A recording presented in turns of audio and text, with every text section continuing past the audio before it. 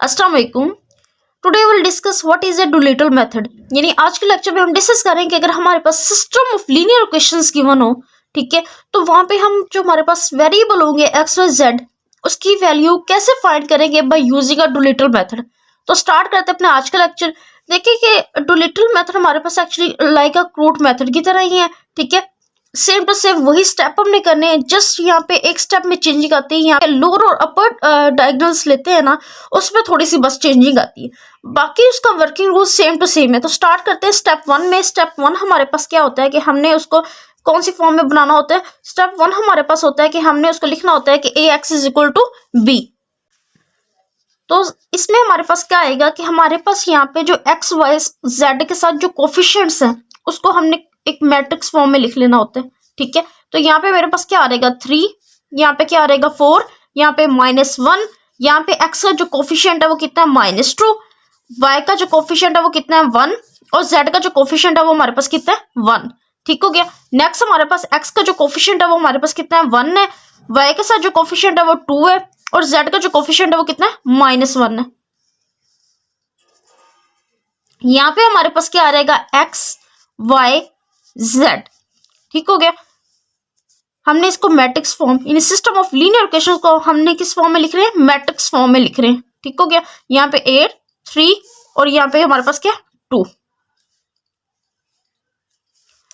ये हमने इसको स्टेप वन यानी इसको किस फॉर्म में लिख लिया है, A X is equal to B. ठीक हो गया। यानी हमने इसको स्टेप वन में कंप्लीट हो गया कि हमने इसको इस मैट्रिक्स फॉर्म में लिख लिया A X is equal to B. अब हमने क्या करना है, स्टेप टू करना है। स्टेप टू हमारे पास क्या होगा कि हमने इसको इस फॉर्म में बनाना है। स्टेप टू हमारे पास होगा, ठीक है, स्टेप टू में हमारे पास क्या होगा, A is equal to L U. अब एल यू हमारे पास यहाँ पे क्या होते हैं, सेम वैसे ही होते हैं जैसे हमारे पास क्रूट मेथड में होते हैं, ठीक है। जस्ट वन स्टेप में चेंजिंग आती है। यहाँ पे ए हमारे पास क्या है, मैट्रिक्स ए इटसेल्फ आ रहता है। मैट्रिक्स ए हमारे पास क्या है, ये वाला मैट्रिक्स ए है, ठीक है। यहाँ पे हमारे पास क्या आ रहेगा 3, यहाँ पे -2, यहाँ पे हमारे पास क्या आ रहेगा 1, यहाँ पे 4, यहाँ पे 1, यहाँ पे 2, -1 1 -1। अभी एल यहाँ पे हमारे पास क्या है, ये हमारे पास क्या है, लो डायगोनल मैट्रिक्स। लो डायगोनल मैट्रिक्स में जस्ट वन पॉइंट पे चेंजिंग आएगी। इसमें आपने क्या करना है, लो डायगोनल मैट्रिक्स में आपने डायगोनल एंट्रीज जो हमारे पास होंगी वो क्या होंगी, 1 1 होंगी। डायगोनल के ऊपर हमारे पास क्या होगा, लो डायगोनल है तो इसका मतलब है डायगोनल के ऊपर हमारे पास 0 0 एंट्रीज होंगी। बस इतना सा चेंजिंग आनी है। यहाँ पे हम लेट कर लेते ए, यहाँ पे बी और यहाँ पे सी। यानी यहाँ पे हमारे पास ए बी सी की हमने क्या करनी है, वैल्यू फाइंड करनी है। और अगर हम बात करें कि हमारे पास अपर ट्राइंगल मैट्रिक्स क्या होगा, इसमें अपर से मतलब है कि लोअर में हमारे पास क्या होंगे, 0 0 एंट्रीज होंगी। ए बी सी, यहाँ पे डी लिख दे, यहाँ पे ई, यहाँ पे आप एफ लिख दे। ठीक हो गया। यहाँ पे अपर ट्राइंगल मैट्रिक्स है तो अपर के हमारे पास क्या हो जाएगा, नीचे हमारे पास क्या हो जाएगा, 0 0 एंट्रीज हो जाएंगी, ठीक है, डी ई एफ। उसके बाद आप यहाँ पे लेट कर लेते हैं जी, ठीक हो गया, एच, और यहाँ पे आपका लेट कर ले के। यानी हमने अपर ट्रायंगल मैट्रिक्स आपके पास इस फॉर्म में होगा, और लोअर ट्रायंगल मैट्रिक्स में आपने डायगोनल एंट्रीज क्या लेनी होती है, 1 1 लेनी होती है। क्रूट मेथड और डुलिटल मेथड में जस्ट इस स्टेप में चेंजिंग आती है, यानी A is equal to L U, A is equal to L U में चेंजिंग आती है। अदरवाइज बाकी सारे स्टेप हमारे पास सेम होते हैं। उसमें हम क्या करते हैं कि अपर ट्रायंगुलर मैट्रिक्स की जो एंट्रीज होती है वो 1 1 सेलेक्ट करते हैं। लेकिन यहाँ पे डुलिटल में हमारे पास क्या होता है कि जो हमारे पास एल है ना, इसमें हमने क्या होना है, एंट्रीज सेम रखनी होती है, 1 1 हमारे पास आती है। अब हमने क्या करना है कि हमने मैट्रिक्स ए को हैज इट यहाँ पे लिख देना है। यहाँ पे हमारे पास क्या आ जाएगा 3, यहाँ पे 4, यहाँ पे -1 -2 1 1 1 2 -1। ठीक है, मैट्रिक्स ए आपने हैज इट लिख लेना। यहाँ पे आपने क्या करना है, इनका प्रोडक्ट करना है, ठीक है। यानी दो मैट्रिक्स का प्रोडक्ट किस तरीके से किया जाता है कि यहाँ से आपने फर्स्ट रो लेनी है और इधर से फर्स्ट कॉलम लेना है। तो फर्स्ट रो को जब ये वाले फर्स्ट कॉलम से मल्टीप्लाई करेंगे तो हमारे पास यहाँ पे क्या आ जाएगा, डी आ जाएगा, क्योंकि बाकी सारी एंट्रीज हमारे पास क्या 0 0। अब फर्स्ट रो को सेकंड कॉलम के साथ करें तो हमारे पास यहाँ पे क्या आ जाएगा, जी आ जाएगा। अब फर्स्ट रो को थर्ड वाले कॉलम से करेंगे तो हमारे पास क्या आ जाएगा, एच आ जाएगा, क्योंकि बाकी दोनों एंट्रीज हमारे पास क्या 0 0। अब सेकंड रो लेनी है, इधर से फर्स्ट कॉलम लें तो हमारे पास क्या आ जाएगा, ए डी आ जाएगा। फिर रो लें और यहाँ से सेकंड कॉलम लें तो हमारे पास क्या आ जाएगा, ए जी प्लस ई, ठीक है, 1 को ई से मल्टीप्लाई करेंगे और 0 0 हमारे पास आ जाएगा, ठीक है। अब सेकंड रो को लास्ट वाले कॉलम से करेंगे तो हमारे पास क्या आ जाएगा, ए एच प्लस के हमारे पास आ जाएगा, ठीक है। अब थर्ड रो को फर्स्ट कॉलम से करेंगे तो हमारे पास क्या आ जाएगा, बी डी आ जाएगा। थर्ड रो को सेकंड कॉलम के साथ करेंगे तो हमारे पास क्या आ जाएगा, बी जी प्लस सी ई आ जाएगा। और लास्ट में हम थर्ड रो को लास्ट वाले कॉलम के साथ करेंगे तो हमारे पास क्या आ जाएगा, B H plus C K plus F आ जाएगा। यहाँ पे ए बी सी जो मैंने लेट की है, आप अपनी मर्जी से यहाँ पे कोई भी वैल्यू दे सकते हैं। हमने यहाँ पे सिर्फ ए बी सी की और यहाँ पे जो हमने डी ई एच ई के एफ लिखा है, इसकी वैल्यू फाइंड करनी है जस्ट, ठीक हो गया। अब हमने क्या करना है, कंपेयर करना है और यहाँ से हमने इनकी वैल्यू फाइंड करनी है। तो आप यहाँ से कंपेयर करते जाए और देखिए हमारे पास आंसर आते जाएंगे। यहाँ से देखें, ये हमारे पास क्या है, डी, और ये क्या है, यहाँ इस मैट्रिक्स की फर्स्ट एंट्री डी है और इधर भी मैट्रिक्स की फर्स्ट एंट्री हमारे पास क्या है, फर्स्ट एंट्री हमारे पास क्या है, 3 है। तो यहाँ से डी की वैल्यू हमारे पास क्या आ जाएगी, 3 आ जाएगी, ठीक हो गया। डी की वैल्यू हमने फाइंड कर ली। सिमिलरली कंपेयर करें कि यहाँ पे इस रो की हमारे पास यानी फर्स्ट रो की जो सेकंड एंट्री है, ठीक है, वो हमारे पास क्या है, जी है, और यहाँ पे फर्स्ट रो की जो सेकंड एंट्री वो हमारे पास क्या है, 4 है। तो यहाँ से जी की वैल्यू हमारे पास क्या आ जाएगी, 4 आ जाएगी। इसी तरीके से यहाँ से देखें कि फर्स्ट रो की जो थर्ड एंट्री है वो एच है और इधर से हमारे पास क्या है, -1 है। तो एच हमारे पास क्या आ जाएगी, वैल्यू क्या आ जाएगी, -1 आ जाएगी। अब यहाँ से कंपेयर करें कि ए डी किसके इक्वल है, -2 की इक्वल है, और डी की वैल्यू हमारे पास कितनी है, यहाँ पे 3 है। तो यहाँ से हमारे पास क्या आ जाएगा, A D is equal to -2 और डी की वैल्यू हमारे पास कितनी है, 3 है। तो यहाँ से हमारे पास देखें कि ए की जो वैल्यू है वो हमारे पास क्या आ जाएगी, -2/3 आ जाएगी। यहाँ से देखें ए जी प्लस ई, ए की वैल्यू हमने फाइंड की जो हमारे पास कितनी है, -2/3। जी की वैल्यू हमारे पास कितनी है, 4 है, ठीक है। ई की वैल्यू हमने फाइंड करनी है विच इज इक्वल टू 1, ठीक हो गया। तो यहाँ से ई की वैल्यू हमारे पास क्या आ जाएगी, 1 प्लस ये इधर जाएगा तो हमारे पास क्या आ जाएगा, प्लस आ जाएगा 8/3। तो यहाँ से हमारे पास जो यानी ई की वैल्यू हमारे पास क्या आ जाएगी, 11/3 आ जाएगी, ठीक हो गया। अब यहाँ पे देखेंगे हमारे पास इसको कंपेयर करें, ठीक है, तो हमारे पास वैल्यू क्या आती है, देखिए ए एच प्लस के विच इज इक्वल टू 1। ए की वैल्यू हमारे पास कितनी है, -2/3 है। एच की वैल्यू फाइंड की हमने, वो -1 है। के की वैल्यू हमने फाइंड करनी है विच इज इक्वल टू 1। सो के की वैल्यू हमारे पास क्या आ जाएगी, 1 - 2/3, ठीक हो गया। यहाँ पे माइनस और माइनस प्लस हो जाएंगे और इधर आके हमारे पास क्या हो जाएगा, माइनस हो जाएगा। तो यहाँ पे हमारे पास वैल्यू क्या हो जाएगी, 1/3। के की वैल्यू हमारे पास कितनी आ गई, 1/3।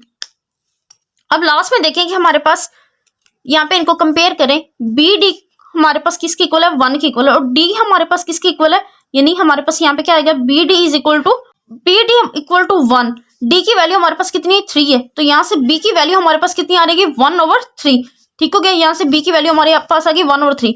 अब देखें यहाँ पे हमारे पास बी जी, देखें B G plus CE which is equal to 2। B की वैल्यू अभी हमने फाइंड की जो हमारे पास क्या 1/3 है। जी की वैल्यू हमने फाइंड की 4 है, ठीक हो गया। सी की वैल्यू अभी हमने फाइंड करनी है और ई की वैल्यू हमारे पास कितनी है, 11/3 है, 11/3 विच इज इक्वल टू 2, ठीक हो गया। यहाँ से देखेंगे हमारे पास सी की वैल्यू क्या आ जाएगी, 11/3, ठीक हो गया। ये इधर आके हमारे पास क्या हो जाएगा, -4/3, ठीक हो गया। इसको हम सिंप्लीफाई करें तो हमारे पास क्या आ जाएगा, 6 - 4 विच इज इक्वल टू 2/3। पर जो सी की वैल्यू आ जाएगी वो देखिए हमारे पास कितनी आ जाएगी, 2/11 आ जाएगी। ये 3 से कैंसिल हो जाएगा तो 2/11 हमारे पास सी की वैल्यू आ जाएगी। अब लास्ट में हमने वैल्यू फाइंड करनी है B H plus C K plus F, यानी एफ की वैल्यू फाइंड करनी है। तो देखिए हमारे पास क्या आएगा, कंपेयर करें यहाँ से B H plus C K plus F which is equal to -1, ठीक हो गया। बी की वैल्यू हमने फाइंड की, हमारे पास कितनी है, 1/3 है। बी की वैल्यू हमारे पास कितनी है, 1/3 है। एच की वैल्यू हमारे पास कितनी है, -1 है। अच्छा, सी की वैल्यू आप चेक करें हमारे पास कितनी है, 2/11 है। के की वैल्यू हमारे पास कितनी है, 1/3 है, ठीक है, plus F is which is equal to -1। आप इसको सिंप्लीफाई करें तो देखिए हमारे पास क्या वैल्यू आती है, एफ इज इक्वल टू 1 + 1/3 - 2/33। तो यहाँ से देखेंगे हमारे पास जो f की वैल्यू वो हमारे पास आ जाएगी 24/33। यहाँ से हमारे पास f की वैल्यू आ जाएगी -24/33। अब यहाँ पे क्या किया कि हमने a b c जितने भी थे हमने लेट करे थे उसकी वैल्यू हमने फाइंड कर ली है। देखिए मैंने क्या किया कि मेरे पास a b c की जो वैल्यू आई थी वो मैंने यहाँ पे सब्स्टिट्यूट कर दी है। तो L हमारे पास मैट्रिक्स ये बन गया और U मैट्रिक्स हमारे पास ये बन गया। अब स्टेप 3 हमारे पास क्या होता है, स्टेप 3 में हमने क्या करना होता है, स्टेप 3 हमारे पास होता है कि हमने उसको लिखना होता है L y is equal to b। L हमारे पास ये है, ठीक है, तो हम इसको लिख लेते हैं कि ये मैट्रिक्स है, तो आप इसको इस तरीके से लिखते हैं। हमारे पास यहाँ पे क्या रहेगा 1 - 2/3, यहाँ पे 1/3, ठीक है, 0 1 2/11 0 0 1। अब यहाँ पे y क्या है, y आपने खुद से लेट करना होता है, ठीक है, यानी यहाँ पे हमने y की वैल्यू फाइंड, एक्चुअली स्टेप जो 3 हम लोग करते हैं वो बेसिकली यहाँ पे y की वैल्यू फाइंड करते हैं, ठीक है। यहाँ पे लेट कर ले L M N, यानी y मैट्रिक्स हमारे पास किसके इक्वल है, L M N के इक्वल है। और B मैट्रिक्स तो आपको पता ही है वो किसके इक्वल है, B मैट्रिक्स हमने स्टार्ट में ही हमारे पास क्या 8 3 और 2 के इक्वल है, ठीक हो गया। तो यहाँ पे हमारे पास क्या आ जाएगा 8 3 2। अब हमने क्या करना है, सिंपल इनको मल्टीप्लाई करते हैं। फर्स्ट रो को इधर से फर्स्ट कॉलम से करें तो हमारे पास क्या आ जाएगा L आ जाएगा। अब ये सेकंड रो को फर्स्ट ये वाले कॉलम से मल्टीप्लाई करें तो हमारे पास क्या आ जाएगा 2L/3 प्लस M, ठीक हो गया। और लास्ट वाली रो को इस कॉलम से करें तो हमारे पास क्या आ जाएगा L/3 plus 2M/11 plus N, ठीक हो गया। हमारे पास ये मैट्रिक्स बन जाएगा। मल्टीप्लाई करना तो आपको आता ही है, मैट्रिक्स में हम किस तरीके से मल्टीप्लाई करते हैं 8 3 2। अब यहाँ पे आप कंपेयर करें तो यहाँ से हमारे पास क्या आ जाएगी LMN की वैल्यू आ जाएगी। यहाँ से कंपेयर करें कि L हमारे पास किसकी इक्वल है 8 के इक्वल है, तो L की वैल्यू हमने फाइंड कर ली। अब हमने वैल्यू फाइंड करनी है M की, तो कंपेयर करें कि हमारे पास 2 - 2L/3 plus M which is equal to 3। L हमारे पास कितना 8 है, तो यहाँ पे -2 8 3, ठीक है, plus M which is equal to 3। तो यहाँ से M की वैल्यू हमारे पास आ जाएगी 3 प्लस 16/3। तो यहाँ से हमारे पास 9 प्लस 16/3, तो ये हमारे पास किसकी इक्वल आ जाएगी 25/3।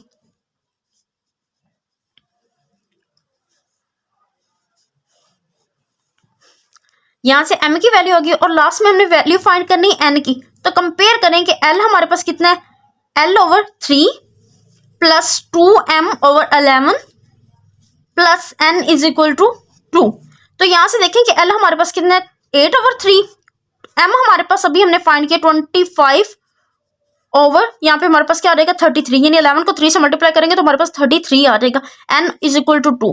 तो आप इसको सिंप्लीफाई कर ले, देखिए हमारे पास क्या आता है, यहाँ पे हमारे पास N 2 - 8/3 -50/33। तो यहाँ से हमारे पास जो N की वैल्यू आ जाएगी हमारे पास कितनी आ जाएगी 72/33। हमारे पास ये N की वैल्यू आ जाएगी, आप कैलकुलेट करके चेक कर सकते हैं, ठीक है, -72/33 आ जाएगी। यहाँ पे हमने क्या करना था कि हमने LMN की वैल्यू फाइंड करनी थी जो हमारे पास आ चुकी है, ठीक है। M की वैल्यू हमारे पास 25/3 और L की वैल्यू हमारे पास कितनी आई है 8 आई है, ठीक है। तो यहाँ से हमने Y की वैल्यू फाइंड करनी थी जो हमारे पास आ चुकी है। Y मैट्रिक्स की इक्वल है LMN की इक्वल है, L की वैल्यू 8 है और M हमारे पास क्या 25/3 है, ठीक है। और लास्ट में हमारे पास N की वैल्यू जो हमारे पास क्या 72/33। यहाँ पे हमारे स्टेप 3 कंप्लीट हो गया। लास्ट स्टेप हमने करना है, वहां से हमने XYZ की वैल्यू फाइंड करनी है। स्टेप 3 हमारे पास था LY is equal to B और फोर्थ स्टेप हमने करना है कि UX is equal to Y। Y की वैल्यू हमने फाइंड कर ली, यहाँ से सिर्फ हमने X की वैल्यू फाइंड करनी है।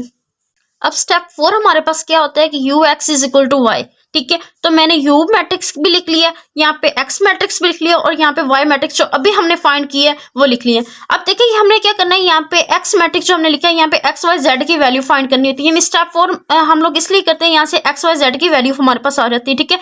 तो अब कंपेयर करें कि देखिए हमारे पास क्या आता है, यहाँ से लास्ट वाली रो ले और इधर से देखें ये वाला कॉलम से मल्टीप्लाई करें तो हमारे पास क्या आ जाएगा, यहाँ पे -24/33 z is equal to, compare करें तो हमारे पास किसकी इक्वल आ जाएगा, -72/33। मैट्रिक्स मल्टीप्लिकेशन तो आपको आती है, तो यहाँ से देखें कि हमारे पास जो z की वैल्यू है वो हमारे पास कितनी आ जाएगी, 33 से कैंसिल हो जाएगा, और 24 हमारे पास क्या, 3 हमारे पास क्या होता है, 72 होता है, तो यहाँ से z की वैल्यू आ गई। अब ये सेकेंड रो लें और इधर से इस कॉलम से मल्टीप्लाई करें तो हमारे पास क्या आ जाएगा, देखिए 11/3y प्लस z/3 आ जाएगा, कंपेयर करें विच इज इक्वल टू 25/3। ठीक हो गया, तो यहाँ से देखें कि 11/3y, z हमारे पास कितना है, 3 है, तो यहाँ पे 25/3 -1। ठीक हो गया, तो यहाँ से हमारे पास क्या आ जाएगा, 22/3। ठीक है, तो यहाँ से 3 कैंसिल हो जाएगा और y की वैल्यू हमारे पास क्या आ जाएगी, 11 2 22, तो यहाँ से y की वैल्यू होगी। लास्ट में हमने क्या फाइंड करनी है, वैल्यू ऑफ x फाइंड करनी है, तो कंपेयर करें कि हमारे पास 3x plus 4y minus z is equal to 8।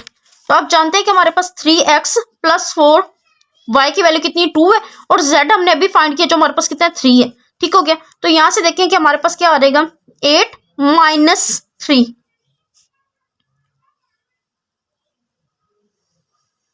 8 minus 5। ठीक है, यहाँ पे देखिए कि 8 4 2 8, 8 minus 3 which is equal to 5, 5 इधर आके हमारे पास क्या हो जाएगा, माइनस हो जाएगा। ठीक है, तो यहाँ से x की वैल्यू हमारे पास कितनी आ गई, 3 आ गई हमारे पास, सॉरी 1 आ गई, यहाँ 8। ठीक है, यहाँ पे हमारे पास कितना आ जाएगा, 3, और x की वैल्यू हमारे पास कितनी आ गई, 1 आ गई। तो हमने यही वैल्यू फाइंड करनी थी। ठीक है, हमने system of linear equation by using a Doolittle method से हमने एक्स वाई जेड की वैल्यू फाइंड करनी थी। ठीक है, तो यहाँ पे हमारे पास एक्स वाई जेड की वैल्यू आ गई है। ठीक है, जो हमारे पास कितनी आई है, एक्स की वैल्यू हमारे पास 1 आई है, वाई की वैल्यू हमारे पास कितनी आई, 2 आई है, और जेड की वैल्यू हमारे पास कितनी आई, 3 आई है। करना चाहते हैं कि हमारा आंसर ठीक आया या नहीं आया, तो आप क्या करें कि आप हमारे पास जो एक्स वाई जेड की जो वैल्यू आई है, ठीक है, आप हमारे पास ये जो 3 system of linear equations given है ना, इसमें सब्स्टिट्यूट करके देखें तो हमारे पास ये क्वेश्चन को सेटिस्फाई करी होंगी। यानी एक्स की वैल्यू 1 रखें, वाई की 2 रखें, और जेड की हमारे पास 3 है। ये वैल्यू यहाँ पे रख के चेक कर सकते हैं कि हमारे पास आंसर ठीक आए या नहीं आए। ठीक है, तो आई होप सो आप लोगों ने आज का लेक्चर बहुत अच्छे से अंडरस्टैंड किया होगा। अगर आप लोगों को फिर भी कोई डाउट हो तो आप मुझसे कमेंट सेक्शन में पूछ सकते हैं। आज के लिए इतना ही, अल्लाह हाफिज़।